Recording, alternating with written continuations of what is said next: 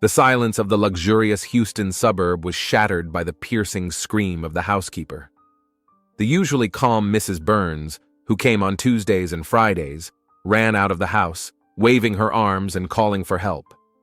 Several neighbors rushed to the two-story mansion with white columns that belonged to Miles Robinson. The police arrived 14 minutes after the call. The sergeant entered the house first and climbed the spiral staircase to the second floor. The smell of metal hung in the air, growing stronger with each step toward the bedroom. The door was ajar. Inside the room, a man's body lay on a huge bed. The sheets, once snow-white, were now stained purple. Miles Robinson lay on his back, his eyes wide open as if in final amazement. 7 stab wounds covered his chest. There were virtually no signs of a struggle. Neighbors said they heard a slight noise in the night, but no one paid much attention to it. In such an upscale, high-security part of town, crime was rare. Detective Andre Holloway arrived on the scene an hour after the first call. Calm, methodical, with an attentive look in his dark eyes, he was the best homicide investigator in the department. Holloway walked slowly around the room, avoiding stepping on the marks made by the forensics team. He stopped beside the bed, studying the dead man's posture. Blows struck from a frontal position. Killer was probably sitting on top of the victim. He muttered to his partner. No signs of forced entry. Either the victim knew the killer and voluntarily let him into the house, or the killer had a key. Forensics worked meticulously, collecting samples of blood, hair, fingerprints. A photographer took pictures from different angles. The medical examiner, Dr. Ramirez, crouched next to the body. Time of death between 12 and 2 in the morning. Judging from the wounds, a double-edged serrated knife was used. A professional weapon, possibly a hunting or fighting knife. In the living room, Holloway noticed a shattered photograph on the floor. Shards of glass scattered across the carpet. He carefully picked up the picture. Miles Robinson with a beautiful young woman, both smiling at the camera. The caption on the back read, "Miles and Vanessa, anniversary 2015. "Who discovered the body?" asked Holloway to the officer recording the statement. "Housekeeper, comes twice a week. Found it about 9 o'clock this morning when she came to do the cleaning." The detective nodded and continued his inspection. On the table by the bed was an empty bottle of expensive whiskey and 2 glasses, one with lip prints covered in dark maroon lipstick. By noon, a woman arrived on the scene. Tall, slender, with short blonde hair and eyes red from crying, she introduced herself as Nikia Summers, Miles's fiancée. The officer tried to stop her, but she insisted on seeing the detective. "Miss Summers," Holloway escorted her into the kitchen, away from the crime scene. "I'm sorry to break such news." The woman sank into a chair, clutching her purse in her hands. "What happened?" "I got a call from the neighbors. They said the police are here, that Miles—" Her voice shook. "Mr. Robinson was found dead this morning. We have reason to believe it's a homicide." Nikia let out a quiet groan and covered her face with her hands. "It can't be. We were supposed to be married in a month." "I'm sorry." Holloway was quiet, giving her time to deal with the initial shock. "When was the last time you saw Miles?" "Yesterday afternoon. I stopped by to discuss wedding details." She wiped away her tears. "Miles was in a great mood. He got a new project, the renovation of the historic district downtown. He was so excited." "Was he expecting anyone tonight?" "No. Said he'd be working on sketches." Nikia pulled her phone out of her purse. "I got the last text from him around 8 o'clock last night. He wrote that he loved me." Holloway took down the statement. "Do you know if Mr. Robinson had any enemies? Maybe conflicts at work or with former partners?" "No, everyone loved him. Miles was a kind, generous man." Nikia was suddenly silent, then added quietly, "Although there was one story in his past." "What story?" "His wife, Vanessa. She died 7 years ago in a car accident. Miles took that loss hard. It's only in the last 2 years that he's started living life to the fullest again." Holloway didn't take his eyes off Nikia. "Tell me more about Vanessa." "I don't know much. Miles rarely talked about her. They lived together for about 3 years. After she died, he dropped everything and went away for a year. Came back a different man, totally immersed in his work." "Did they have children?" "No. They planned to, but didn't have time." The detective made a few more notes. "Miss Summers, I need to know where you were last night, between 10 o'clock and 2 in the morning. Nakia raised reddened eyes to him. I was at home, by myself. Watched a TV show, then went to bed around 11. Can anyone confirm that? No. I live alone. Holloway nodded. We'll check your apartment complex's cameras. It's standard procedure.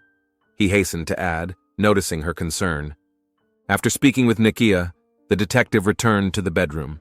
The forensic technicians had finished the bulk of their work.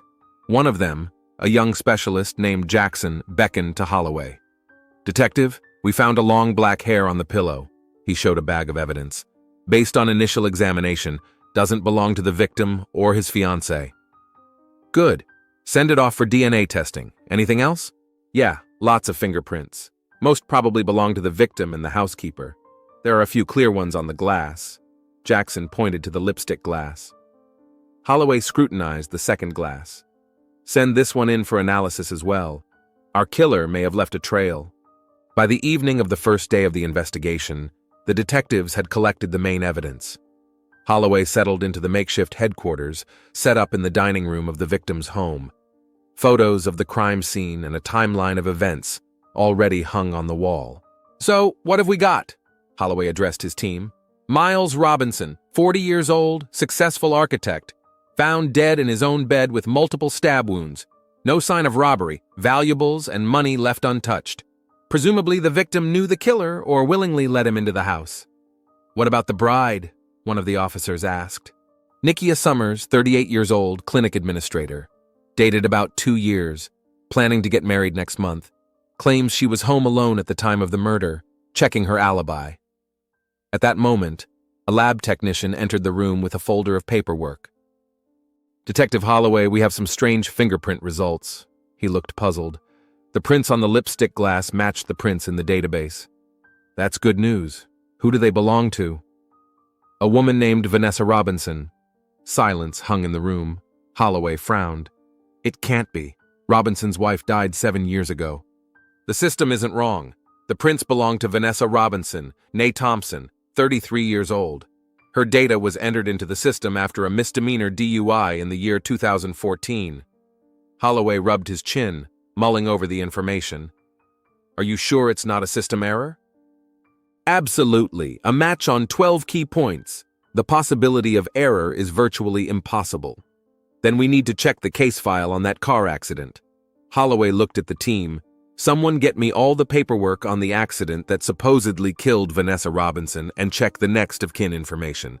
If the wife didn't die, we need to know where she's been all these years and why she's back now. The young officer tapped rapidly on the keyboard of his laptop. Already looking, Detective. Preliminary reports say the accident happened on Highway 90, just outside of San Antonio. The car caught fire after colliding with a truck. The body was badly burned. Who identified the body? The husband, Miles Robinson. Holloway tapped his fingers on the table thoughtfully. So either Robinson lied and helped his wife fake her death, or he really believed she was dead. Either way, Vanessa is alive and seems to be back. Why would she kill her ex-husband after all these years? One of the detectives asked. That's what remains to be found out. Holloway picked up a broken framed photo of Miles hugging his first wife. Check everything. Bank accounts, possible residences, credit card usage. If Vanessa Robinson really did come back from the dead, she should have left a trail. By nightfall, the team had set up surveillance on Nakia Summers' house and began searching for Vanessa's relatives. The database found her younger brother, Leon Thompson, who lives in East Houston. Holloway sat at the wheel, looking through the past life records of the Robinson couple. On the surface, they were the perfect couple. A successful architect and his beautiful wife who attended charity events and fancy parties together. But the detective knew that behind the perfect facade often lurked dark secrets. The autopsy report confirmed the initial findings. Multiple stab wounds inflicted with great force. The killer was enraged. No signs of a struggle, indicating that Miles was either asleep, drunk, or knew his attacker, and didn't expect an attack. Holloway went back to the crime scene photos. 2 glasses, leftover whiskey, a shattered photograph. It seemed as if Miles had met someone he hadn't expected to see, someone from the past. The phone rang. A message from the lab popped up on the screen. Hair analysis confirmed female origin. DNA does not match Nikia Summers' samples. Holloway leaned back in his seat. Everything pointed to the fact that Vanessa Robinson had somehow survived that accident, changed her identity, and gone into hiding all these years. And now she was back for revenge. But for what? What had Miles Robinson done that his dead wife had decided to return from oblivion and plunge a knife into his heart? These questions swirled in the detective's mind as he drove up to the police station. Tomorrow was going to be a busy day. Interrogations, checking alibis, searching for a woman who hadn't officially existed for the last 7 years. The morning was gloomy. Detective Andre Holloway stopped by the Highway Police Archives in North Houston. The gray-haired archivist pulled a dusty box of 7-year-old documents out of storage with ill-concealed distaste. The accident on the freeway near San Antonio, you say? I remember that one. It was a horrible sight. The car completely burned up. All that was left was the frame and the ashes. Holloway carefully flipped through the yellowed pages.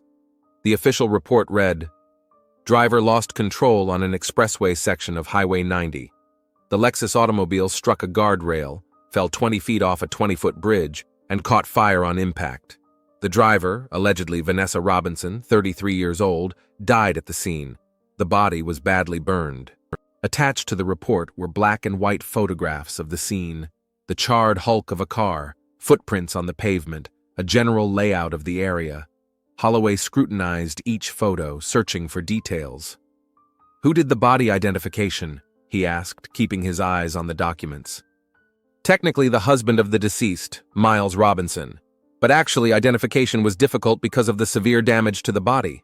As I recall, the identification was based on jewelry and personal effects." Holloway frowned. "What exactly were the items used for the identification?" The archivist flipped a few pages. "Here, found this. A wedding ring engraved, 'Forever Yours, M,' and a gold locket with a photograph inside. Did you run a DNA test?" "Yes, but..." "Strange." The archivist adjusted his glasses. "It says here that the samples were contaminated and the result is inaccurate. The probability of a DNA match with Vanessa Robinson was only 68%. Holloway made a notation in his notebook. 68% was too low for a confident identification. Under normal circumstances, it would have required more research.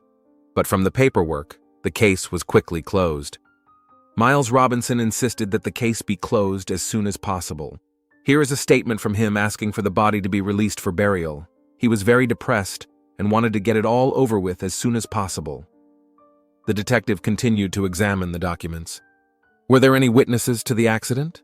The trucker who first noticed the fire. The 911 call came in at 23 hours and 45 minutes. By the time the police and fire department arrived, the car had been burning for about 20 minutes. Security cameras? There weren't any in that area, only 15 miles before the accident at a gas station. I want the footage from that station, Holloway said, and complete case data, including all statements and depositions. The archivist leisurely copied all the documents. You know, Detective, there was something strange about this case. The insurance company was unusually persistent. They paid the husband's compensation almost immediately, without the usual delays and investigations. Holloway nodded, accepting the folder of copies. Thank you for being observant. It could be important. Leaving the archives, the detective called his partner, young Officer Jenkins. Check the insurance company that paid the settlement to Robinson after his wife's death. Find out the amount and all the details of the deal. The next item on Holloway's list was the office of the architectural firm where Miles Robinson worked. The modern glass building stood tall in Houston's business district. Inside, there was an air of creative clutter, blueprints, mock-ups, design projects. The bureau's director, Harris Freeman, a middle-aged man with a neat beard, looked distressed. A terrible tragedy. Miles was the soul of our company. Talented, ambitious, with impeccable taste. How long had he worked for you? Asked Holloway, looking around the deceased's spacious office. About 9 years. Came in as a young professional after university. Quickly rose to lead architect. Spent the last 5 years leading some of the most prestigious projects. You mean he was already working here when his first wife died? Harris frowned. Yes, It was a terrible blow to him. Miles took a 6-month leave of absence, went overseas. When he came back, he immersed himself completely in his work, sitting on projects day and night, like he was trying to forget something. What was their relationship like? With Vanessa? From the outside, they seemed like the perfect couple. Vanessa would often stop by his office. They'd have lunch together. She was very beautiful, you know. Model looks, always impeccably dressed. Did they fight in the office? Harris shook his head. No, at least not in front of me. Holloway pulled a photograph from the case. Would you mind looking at this photo again? Is it definitely Vanessa Robinson? The director scrutinized the photo. Yes, it certainly is. I remember her well. She had that special smile, a little mocking, and that mole above her upper lip was her distinguishing feature. Holloway went on to interview the bureau staff. Most spoke favorably of Miles, emphasizing his professionalism and friendliness. Few remembered Vanessa. Too much time had passed. However, the secretary, who had worked for the company for over a decade, gave some interesting information. They weren't as perfect as they seemed, she said, lowering her voice to a whisper. I saw Vanessa crying several times after talking to Miles, and once I noticed a bruise on her wrist, poorly concealed by a bracelet. Do you think he might have used physical force? The secretary looked around nervously. I don't know for sure, but a month before she died, I overheard them arguing. Vanessa was screaming that she knew he was cheating and wouldn't tolerate it. Miles threatened that if she made a fuss, she'd be sorry. Holloway made a note in his notebook. Could anyone else have heard the argument? Not likely. It was late at night, almost everyone had gone home. The next point of inquiry was to meet Leon Thompson, Vanessa's brother. He lived in a disadvantaged neighborhood in East Houston, in a rundown apartment building. Leon didn't open the door right away. A tall man with a wary look, he bore little resemblance to his sister in the photos, but had the same distinctive mole above his lip. Police? I didn't do anything, he declared at once, seeing Holloway's badge. I'm not here for you, Mr. Thompson. I want to talk about your sister, Vanessa. Leon's face changed, becoming harder. Vanessa has been dead for 7 years. What do you want? Miles Robinson was murdered 2 days ago. We have reason to believe it has something to do with the past. Leon hesitated, then stepped back, letting the detective inside. The apartment was small, sparsely furnished, with things scattered everywhere and empty beer bottles. I heard about Miles' death on the news. I can't say I'm upset. The man ruined my sister's life. Holloway took a seat on the worn couch. Tell me more about it. What's there to tell? Vanessa was a bright, cheerful girl before she met him. Miles seemed perfect, rich, successful, suave. He charmed her. But after the wedding, everything changed. In what way? He controlled her every move, told her who she could be friends with, how she could dress, where she could work. Vanessa gradually drifted away from everyone, even me. There were incidents of violence. Leon clenched his fists. I suspected, but she never explicitly said so. Only once, a couple months before she died, she called in the middle of the night, crying. Said she was afraid of him, that Miles had threatened her. I offered to come get her, but she refused. Do you think Vanessa could have faked her death?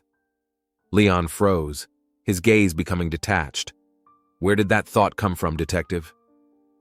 Just a working theory. There are inconsistencies in the case file on her death. There was a long silence. Leon stood up, walked over to the window as if contemplating something. I was at her funeral, saw the closed casket. Miles said the body was too disfigured. Did you identify the body? No, just Miles. He insisted I wasn't attracted to it, supposedly spared my feelings. Holloway watched Thompson's reactions carefully. Mr. Thompson, where were you the night before last, between 10 o'clock and 2 o'clock in the morning? Leon turned around sharply. You think I killed him? For what he did to my sister? I was just asking a standard question. Been here. Watching a baseball game with some buddies. You can ask the neighbors, we were making noise late. Holloway wrote down the statement. Last question. Have you noticed anything unusual lately? Strange phone calls? Unknown people asking about you or your sister? Leon shook his head negatively, but something in his gaze made the detective question the sincerity of the answer. After his meeting with Vanessa's brother, Holloway was in no hurry to leave the neighborhood. He stopped by a local bar, showed Thompson's picture to the bartender. Yeah, comes in here a lot. Last saw him the day before yesterday, that's right. Was he alone? No, with some woman. Never seen her before. Quite a showy lady, if you ask my opinion. Can you describe her? Medium height, dark-skinned, hair in a tight knot. I couldn't make out her facial features. She was sitting in the far corner, in the shadows. Great figure, though, that's for sure. Holloway showed a picture of Vanessa. Could it be her? Just imagine her 7 years older. The bartender took a closer look. Hard to say. Maybe. But that woman held herself differently. More confident, tougher. The detective left his card. If you see them again, call immediately. Back at the station, Holloway found new case files on his desk. Forensics had finished analyzing the evidence from Robinson's house. They'd found traces of blood belonging to the murdered man on the broken photograph. Apparently, the photo was smashed against his head before the fatal blows. Jenkins, Holloway's partner, brought an insurance company inspection report. The payout was huge, $2 million in life insurance. The policy was taken out 3 months before Vanessa's death. The initiator was Miles Robinson. Interesting, Holloway muttered. A life insurance policy for a large sum shortly before death is a classic motive for staging. But if Miles was the instigator, why would Vanessa be involved? Maybe they were in on it, and then something went wrong, suggested Jenkins. Or maybe he tricked her?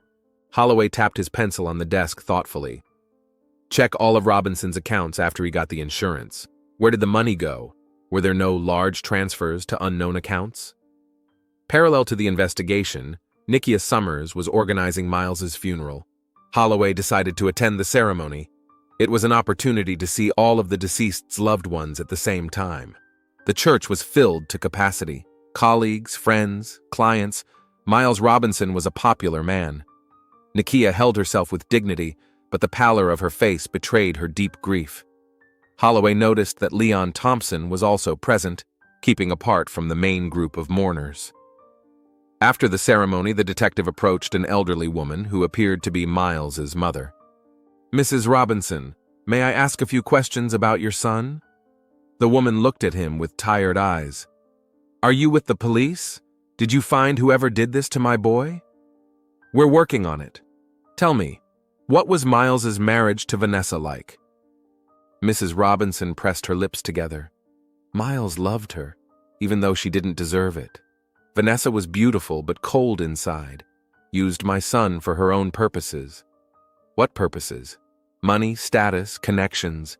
Before she met Miles, she was nothing, a waitress from a poor neighborhood, but he brought her into high society. Did they fight a lot? Every couple fights, detective, but Vanessa was a master manipulator, could make Miles feel guilty about anything. Holloway wrote down the statement and thanked the woman. She obviously didn't harbor warm feelings for her former sister-in-law. But did Vanessa deserve that assessment, or was it just her mother-in-law's usual prejudice? Back in the office, the detective received another interesting document, a medical report on Vanessa's condition in the month before her death. She had gone to the clinic with multiple contusions and a cracked rib, explaining the injuries as a fall down the stairs. The trauma surgeon noted that the injuries were not consistent with the stated cause. Classic case of domestic violence, commented Jenkins, reviewing the report. Victim vindicates the aggressor. Or intentionally creates evidence against him, Holloway said thoughtfully. If Vanessa was planning to disappear and blame her husband, medical records like this would be a strong argument. By late afternoon, the team had put together a new version of events. Miles and Vanessa's marriage had been dysfunctional. There may have been abuse on his part. Vanessa, seeing no other option, decided to fake her own demise. Miles received insurance, but whether she was an accomplice to the fraud or a victim of circumstance remained unclear. The answer came unexpectedly. Tech recovered footage from a gas station camera near the scene of the accident. The video, taken an hour before the alleged crash, showed Vanessa's car. Behind the wheel sat herself next to a passenger whose face did not get in the frame. But even from the back, it was noticeable that this is not Miles Robinson. A different physique, a different manner of movement. Here's proof that she wasn't alone at the time of the accident, Holloway said, watching the tape in slow motion. But who was with her? Jenkins zoomed in on the image. From the looks of it, a man, Strong build, broad shoulders. Leon Thompson? Suggested Holloway.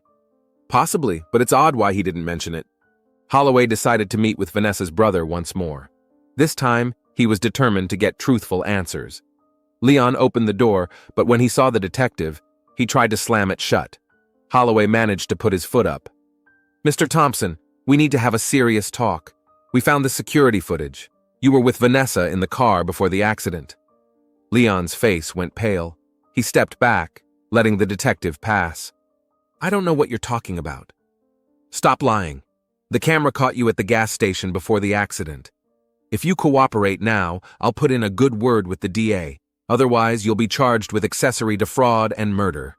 Leon sank heavily onto the couch, covering his face with his hands. "I didn't kill Miles, and neither did Vanessa. At least she wasn't going to do it the last time I saw her. So she's alive, and you knew it all along." Leon took a deep breath. Yes, helped her fake her death. She couldn't live with him anymore. Miles made her life hell, beat her, humiliated her, controlled her every move. When Vanessa talked about divorce, he threatened to kill her rather than let her go. Why didn't she just go to the police? Are you serious? Miles had connections everywhere, including the police. Plus, we grew up in a neighborhood where cops aren't trusted. Vanessa was sure the system wouldn't protect her. How did you organize the staging? Found a homeless woman of similar build. Offered her money and booze to come with us. The plan was simple. Leave her in Vanessa's car near the cliff and then push the car down. No one was supposed to get hurt. But the woman died. Leon lowered his head. She shouldn't have.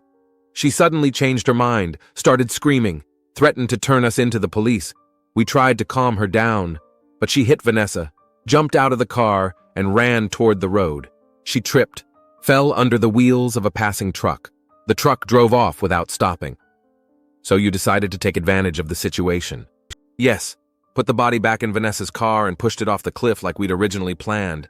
The car caught fire. Identification was nearly impossible. Holloway made notes in his notebook. What happened next? Vanessa went south across the border, said she was going to start a new life in Mexico. We kept in touch for the first couple years, then she stopped making contact. I thought I'd never see her again. But she came back. Leon nodded. Called a week ago, said she was in town. Wanted to meet up. I was shocked. She'd changed a lot. Not just outwardly, but inwardly. Tougher, colder. Did she talk about Miles? Yes. Said she'd learned something terrible. Something she couldn't forgive, but she didn't give any details. Where is she now? I don't know, I swear. After we met at the bar, she disappeared. Said only that she had some business to finish. Holloway pulled out the handcuffs. Mr. Thompson, you're under arrest for accessory to insurance fraud and manslaughter. You have the right to remain silent. With Leon's arrest, the investigation received a new impetus. Holloway now knew for sure that Vanessa was alive and most likely involved in her ex-husband's murder. But what exactly had she learned? What could have pushed a woman who had been in hiding for 7 years to take such a risky step as coming back and killing? Holloway went back to Robinson's case file. His computer had found evidence of large money transfers made through offshore accounts. Some of those funds could have been fraudulently obtained through construction contracts. But there was also other information, correspondence with a certain informant who offered information about the whereabouts of the missing lady. It looks like Miles found out Vanessa was alive and was trying to find her, Holloway speculated, showing the documents to his colleagues. The question is why? To get her back or to get rid of her permanently? Meanwhile, the results of the analysis of the hair found at the crime scene came back. The DNA matched Vanessa Robinson's samples from old police records. There was no doubt left. She had returned to Houston and was probably still in the city. Distribute her picture to every police station and hotel in the city, Holloway ordered. But remember, she may have changed her appearance. Pay attention to characteristic features, the mole above her lip, the way she moves. Late that night, the station received a call from a motel on the outskirts of town.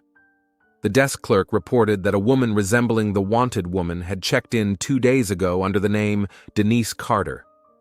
Holloway immediately rushed to the scene with an extraction team. Dawn had barely broken over the horizon when Detective Andre Holloway parked an unremarkable squad car near the Blue Moon Motel. The unremarkable two-story building with peeling paint sat on the very outskirts of Houston, where the city lights gave way to the Texas countryside. "Suspect still in room 12, the surveillance officer reported over the radio. "Curtains closed, no signs of activity." Holloway looked around the area carefully. The assault team had taken up positions around the building, remaining inconspicuous to prying eyes. The situation required extreme caution. If the suspect was indeed Vanessa Robinson, she could be dangerous and unpredictable. "Everyone stay in position until my signal," Holloway ordered. "She must not even suspect our presence." The detective approached the receptionist's office. The sleepy man could hardly tear himself away from the old TV that was broadcasting the morning show. "Houston Police Department." Holloway showed his badge. "I need information on a guest in room 12. "Denise Carter? Quiet woman, checked in 4 days ago. Paid a week in advance in cash." "Did she socialize with anyone? Had any visitors?" "No, sir. Kept to herself. Only went out in the evenings. Ordered a cab once." "Where did she go?" "I don't know exactly, but the cabbie said something about the River Oaks neighborhood. You know, where the rich live." Holloway nodded. River Oaks was an upscale neighborhood where Miles Robinson's house was located. It confirmed suspicions. "Any security cameras?" "Only in the parking lot and at the entrance. They've been out of service for about 3 months." "I need a duplicate key to room 12 and a plan of the emergency exits."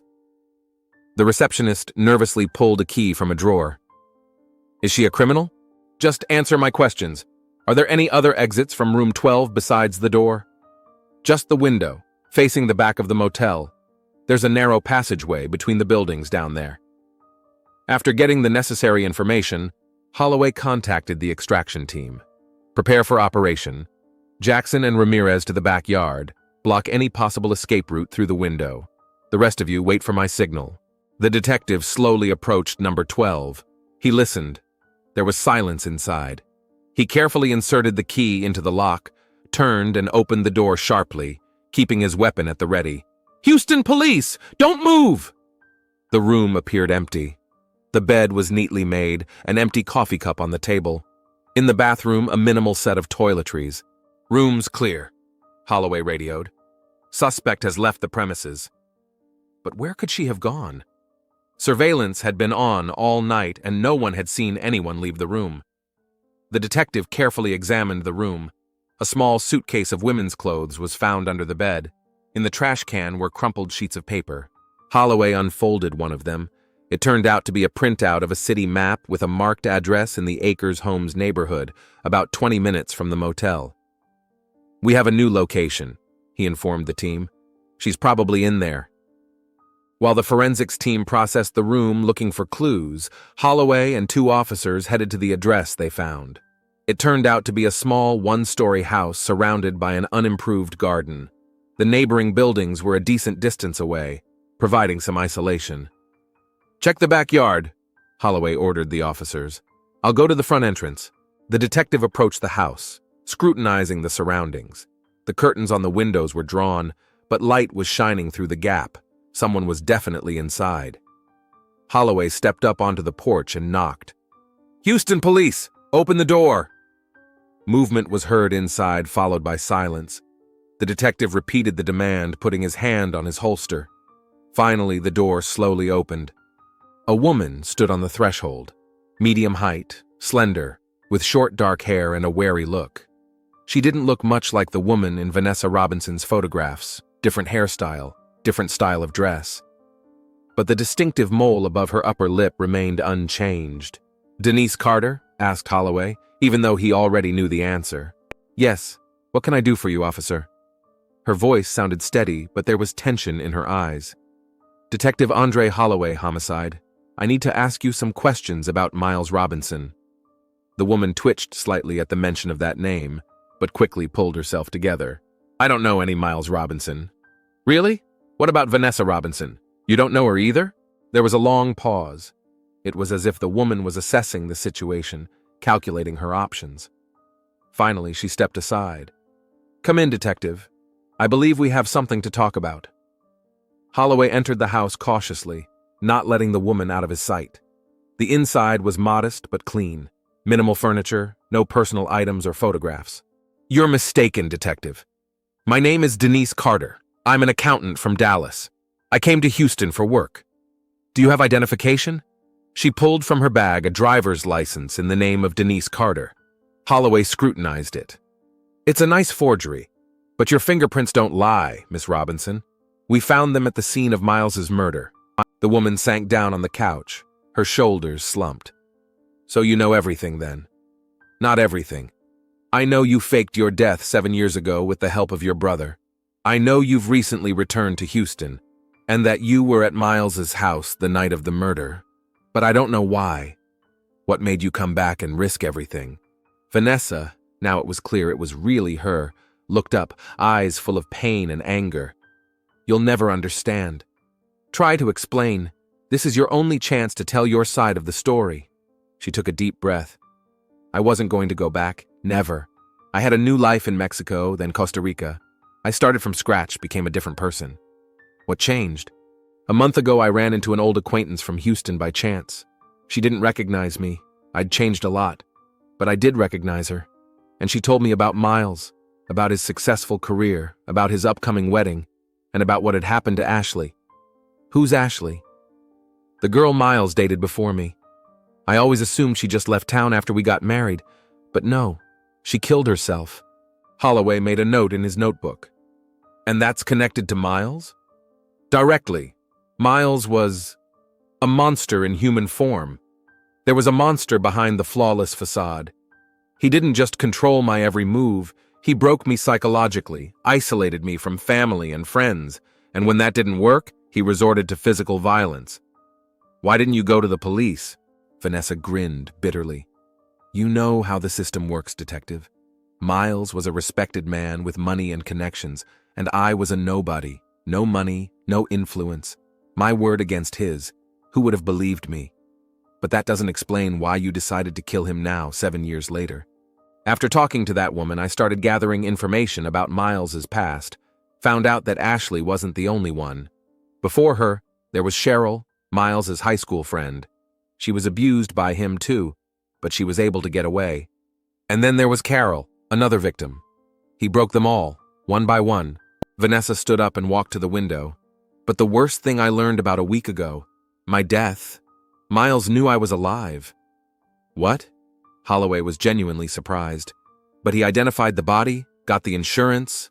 Yes, at first he believed I was dead. But then, about 2 years ago, he happened to see me in Mexico. I had changed my appearance at the time, but he recognized me by my birthmark. And instead of reporting the insurance fraud to the authorities, he started blackmailing me. How? Sent messages through anonymous accounts, threatened to expose me if I didn't comply with his demands. At first it was money, small amounts I could afford. Then the demands became different. He forced you to come to him? Worse, he wanted proof that he controlled me even from a distance. Made me do humiliating things, videotape me. And a month ago, he told me he'd tracked down my brother Leon, and now if I didn't comply, he'd get hurt. Holloway frowned. Why didn't you change your identity again, move to another country? I tried, twice, but he found me each time. He had connections, money, resources. I realized I'd never be free as long as he was alive. So you decided to move back to Houston? Yeah, contacted Leon, checked into a motel under the name Denise Carter, studied Miles's routine, his habits, and then I noticed there was a new woman in his life, Nikia. I saw myself in her 7 years ago. He used the same methods, the same charm, the same manipulation, anymore, and she would have been his new victim. How did you get into the house the night of the murder? I still had the key, the one I hid before I faked my death.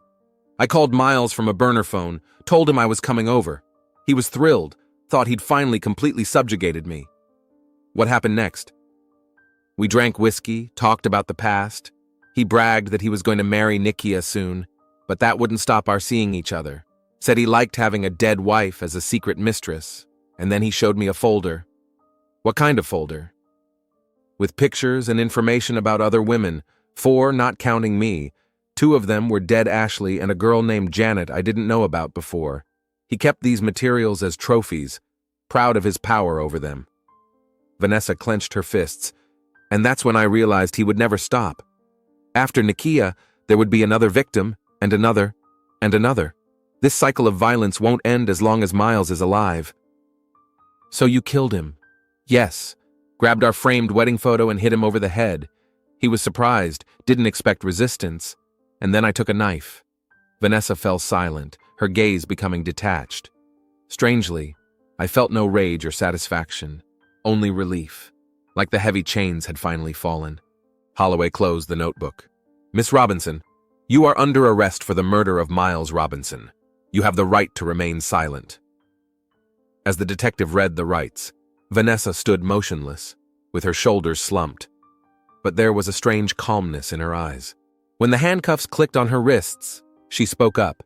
You know, detective, sometimes the only way to free yourself from the past is to destroy it. A week after Vanessa Robinson's arrest, Detective Holloway sat in his office reviewing the final case report. All the details had come together into a coherent picture. After a thorough search of Miles's home, they had indeed found a stash of a folder containing information about past victims. A check revealed that 2 of the women mentioned had indeed committed suicide after having a relationship with him. Nikia Summers was shocked to learn the truth about the man she was about to marry. She confirmed that Miles had already started showing signs of controlling behavior, but she wrote it off as caring and loving. Leon Thompson was charged with insurance fraud and manslaughter in the death of a homeless woman. Given his cooperation with the investigation, the prosecutor was willing to consider a lighter sentence. As for Vanessa, her case sparked a public outcry. Many saw her not just as a murderer, but as a victim of a system that failed to protect women from violence. There was even a petition online demanding leniency for her. Holloway closed the case file. As a law enforcement officer, he couldn't justify murder, but as a human being, he understood the desperation that had pushed Vanessa down that path. The next day, the detective visited the county jail where Vanessa was being held while awaiting trial. She looked tired but calm. Detective Holloway, what a surprise, she said, sitting down across from him in the visitor's room. I wanted to ask a few more questions for the final report, he replied. About your life after the staged death. Vanessa smiled weakly. What exactly are you interested in? Where did you live all those years? What did you do? Mexico first, a small coastal town called Puerto Escondido. I worked in a cafe, learned Spanish, then Costa Rica, where I learned accounting, did bookkeeping for small companies. For the last 2 years, Panama. I had a little house by the ocean, a quiet, peaceful life. Did you keep in touch with anyone from Houston besides your brother? No, it was too dangerous. All the contacts, all the past life was behind me. I really became a different person, Denise Carter, a woman with no past. Holloway nodded. There was logic in her words. One last question. Do you regret what you've done? Vanessa thought for a long moment. I regret not finding another way out. I regret that the system is set up so that a woman has to choose between a life of fear and prison. But I don't regret stopping him. Miles had ruined the lives of several women and was getting ready to ruin another. Now that's not going to happen. Back at the station, Holloway reflected on the convoluted case he had to investigate. Vanessa and Miles's story was a story of control, fear, and ultimately, retribution. A woman who, 7 years ago, had found no other option but to fake her own death, had returned to finally free herself from the past. The case was closed. All the facts were established, confessions were obtained, evidence was collected. But the question of justice remained. What was really the greater crime? The murder committed by Vanessa, or the years of psychological and physical abuse to which she and other women had been subjected by Miles Robinson? That was a question for the court to answer. And Detective Andre Holloway was to turn the page and start a new investigation, leaving the story of the resurrected Vanessa Robinson in a folder with completed cases.